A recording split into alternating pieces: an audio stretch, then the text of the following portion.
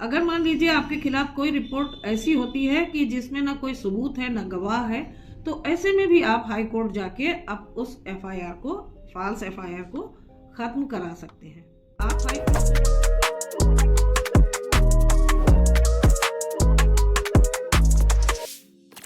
राधे, स्वागत है आपका मेरे चैनल पर। अगर आपके खिलाफ किसी ने झूठी एफआईआर करा दी है तो अब डरने की बिल्कुल भी जरूरत नहीं है, क्योंकि ऑनरेबल सुप्रीम कोर्ट ने एक ऐसा लैंडमार्क जजमेंट पास किया है जिससे किसी ने भी किसी के खिलाफ झूठी एफआईआर, देखिए झूठी एफआईआर यहाँ पर बता रही हूँ कि अगर झूठी एफआईआर जैसे पत्नियां करा देती हैं अपने पति और ससुराल वालों के खिलाफ, कोई बिजनेस पार्टनर अपने पार्टनर के खिलाफ झूठी एफआईआर करा दे, या फिर कोई एम्प्लॉई किसी एम्प्लॉयर के खिलाफ करा दे, या फिर कोई पड़ोसी अगर आपको तंग करने के लिए झूठी एफआईआर करा देता है, तो अब इससे घबराने की कोई ज़रूरत नहीं। तो इस वीडियो में आज मैं इसी जजमेंट के ऊपर जो डायरेक्शंस हैं सभी हाई कोर्ट्स को, पुलिस को और जितने भी कोर्ट्स हैं उन सबको जो भी डायरेक्शंस पास किए गए हैं इस जजमेंट के थ्रू, तो उसके बारे में मैं बात करूंगी। तो वीडियो शुरू करने से पहले आपसे रिक्वेस्ट करूंगी कि अगर आपने मेरे चैनल को अभी तक सब्सक्राइब ना किया हो तो सब्सक्राइब कर लीजिए, और ऐसी ही इम्पोर्टेंट इन्फॉर्मेशंस के लिए बेल बटन को प्रेस करना बिल्कुल भी मत भूलिएगा और बने रहिएगा मेरे चैनल पर। ऑनरेबल सुप्रीम कोर्ट के इस लैंडमार्क जजमेंट के बारे में मैं आपको ये बताऊंगी कि अपनी फॉल्स जो एफआईआर्स हैं उनको क्वैश कराने के लिए किस तरीके से आप पिटीशन डाल सकते हैं। आज का समय ऐसा हो गया है कि हर व्यक्ति अपने राइट्स को तो बहुत अच्छी तरीके से जानता है और जानना चाहता है, और उन राइट्स का मिसयूज करना भी बहुत धड़ल्ले से उन्हें अच्छा लगता है। यानी कि लोग जरा सा भी किसी भी बात में प्रेशर में आ गए तो अपने राइट्स के तहत वो तुरंत एफआईआर करने से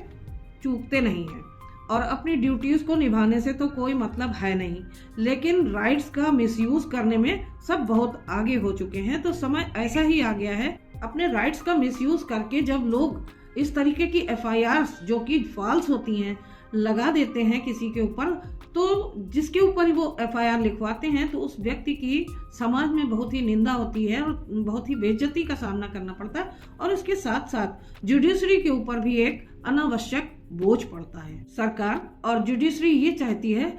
कि जितनी भी फॉल्स एफआईआर्स हैं तो उनको इनिशियल स्टेज में ही क्वैश कर दिया जाए, ताकि अनावश्यक रूप से जुडिशरी पर इतना ज़्यादा बोझ न पड़े, और पुलिस जो हमारी पुलिस व्यवस्था है उसके ऊपर भी अनावश्यक बोझ न पड़े। साथ ही जो व्यक्ति सफर करेगा इससे उसका भी हैरेसमेंट बिना मतलब न होने पाए। तो जानते हैं उस लैंडमार्क जजमेंट के बारे में जो कि ऑनरेबल सुप्रीम कोर्ट ने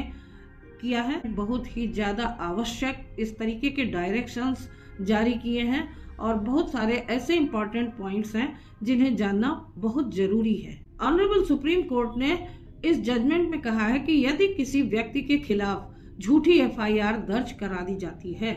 तो वह जहां पर रहता है वहां के हाई कोर्ट में जाकर उस झूठी एफआईआर को क्वैश करा सकता है। इसके लिए दो तरीके हैं। पहला ये कि हाई कोर्ट में सीआरपीसी के तहत 482 सेक्शन के अंतर्गत क्वैशिंग पिटीशन दाखिल की जाए। सीआरपीसी का 482 सेक्शन अब नए कानून में बीएनएसएस भारतीय नागरिक सुरक्षा संहिता के अंतर्गत सेक्शन 528 हो चुका है। तो इस सेक्शन के तहत सभी हाई कोर्ट्स को ये इनहेरेंट पावर दी गई है कि वो इस इनहेरेंट पावर को यूज करके किसी भी झूठी एफआईआर को क्वैश कर सकता है और एफआईआर को खत्म करने के आदेश दे सकता है। और दूसरा तरीका यह है कि article 226 of constitution of India के तहत हाई कोर्ट में रिट पिटीशन दाखिल की जा सकती है, जहां पर हाई कोर्ट को फंडामेंटल या नॉन फंडामेंटल राइट्स दोनों को ही एनफोर्स करने की पावर दी गई है। ऐसे में हाई कोर्ट आर्टिकल 226 की रिट के तहत झूठी एफआईआर को क्वैश करने की पावर रखता है और झूठी एफआईआर को खत्म करने के आदेश देने का पावर रखता है। अब इन दोनों में से किसी तरीके को अपनाकर आप अपने खिलाफ हुई झूठी एफआईआर को क्वैश करा सकते हैं, यानी कि खत्म करा सकते हैं। यहाँ पर एक बात का ध्यान ये रखना है आपको कि अगर आपके केस में यानी कि आपके एफआईआर में इन्वेस्टिगेशन हो गया है और चार्जशीट दाखिल हो चुकी है, तो ऐसे में आपको सेक्शन 482 के तहत क्वेशिंग पिटीशन दाखिल करनी है हाई कोर्ट में। लेकिन ऐसा भी नहीं है कि अगर चार्जशीट दाखिल नहीं हुई है तो आप क्वेशिंग के लिए नहीं जा सकते, यानी कि क्वेशिंग पिटीशन आप नहीं डाल सकते, ऐसा नहीं है। ऐसा ऑनरेबल सुप्रीम कोर्ट ने अपने बहुत सारे जजमेंट्स में कहा है कि चार्जशीट दाखिल अगर नहीं भी हुई है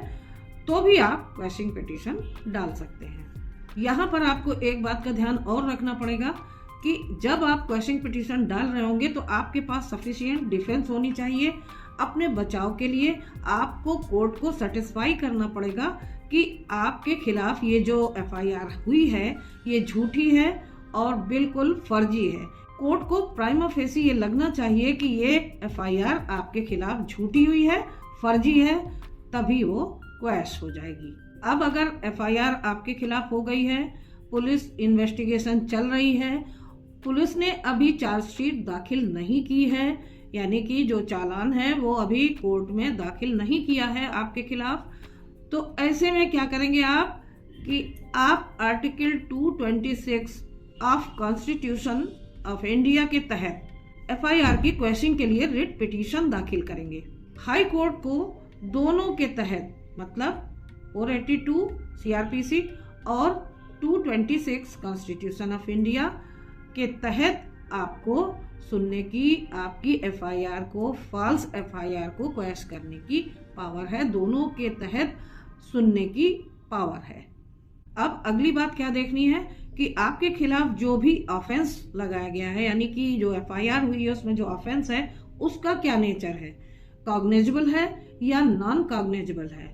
यानी कि संगीन अपराध है। कॉग्निजेबल माने संगीन अपराध,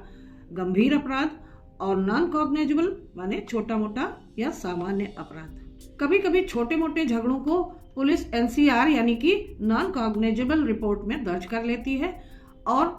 तब पुलिस को आपको गिरफ्तार करने और आगे इन्वेस्टिगेशन करने की पावर नहीं होती है। तो ऐसे में फिर आपको मजिस्ट्रेट की परमिशन लेनी होगी। अगर मान लीजिए आपके खिलाफ कोई रिपोर्ट ऐसी होती है कि जिसमें ना कोई सबूत है ना गवाह है, तो ऐसे में भी आप हाई कोर्ट जाके आप उस एफआईआर को, फॉल्स एफआईआर को खत्म करा सकते हैं। आप हाई कोर्ट को जाकर ये बताएंगे कि आपके खिलाफ ये फर्जी झूठी एफआईआर करा दी गई है। आप कोर्ट को सेटिस्फाई कर लेंगे, उसमें ना कोई सबूत है ना गवाह है, इस तरीके से आप पूरा सब उसमें डिटेल बताएंगे। और प्राइमा फेसी अगर हाई कोर्ट को ऐसा लगता है कि ये झूठी है, फर्जी है,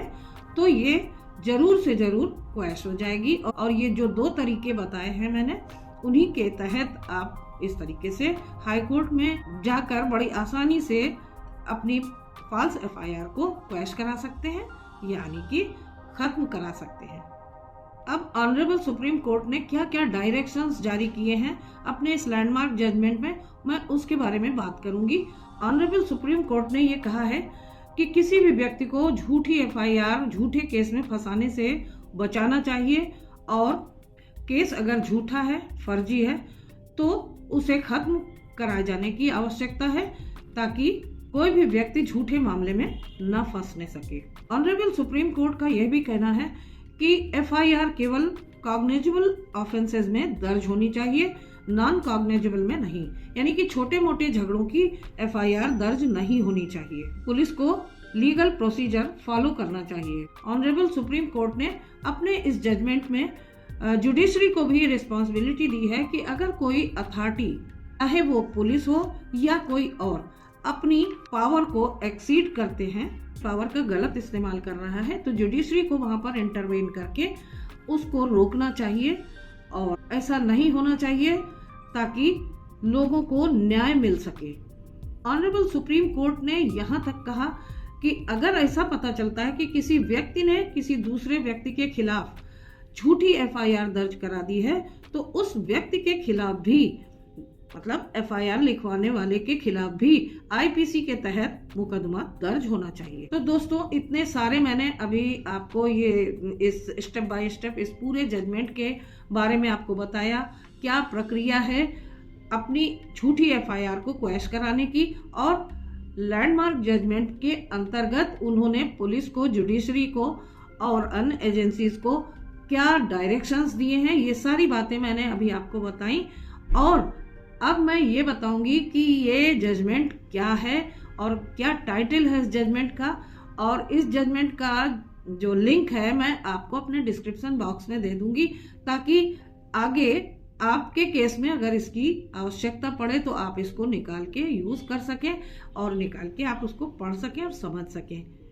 तो इस जजमेंट का टाइटल है state of Haryana versus Bhajanlal, जो कि ऑनरेबल सुप्रीम कोर्ट के द्वारा 1990 में किया गया था, जिसमें सारे पूरे देश के हाई कोर्ट्स को ये डायरेक्शन दिया गया था कि वो जितनी भी एफआईआर जो झूठी हो उन्हें वो क्वैश कर सकते हैं और खत्म कर सकते हैं। आशा करती हूँ कि आज का वीडियो आपको बहुत ही इम्पोर्टेंट, बहुत ही काम का लगा होगा, और बहुत ही जरूरी है ये जानना आपको कि आजकल के माहौल में इस तरीके का जजमेंट जो ऑनरेबल सुप्रीम कोर्ट ने पास किया है, इससे बहुत सारे पीड़ित लोगों की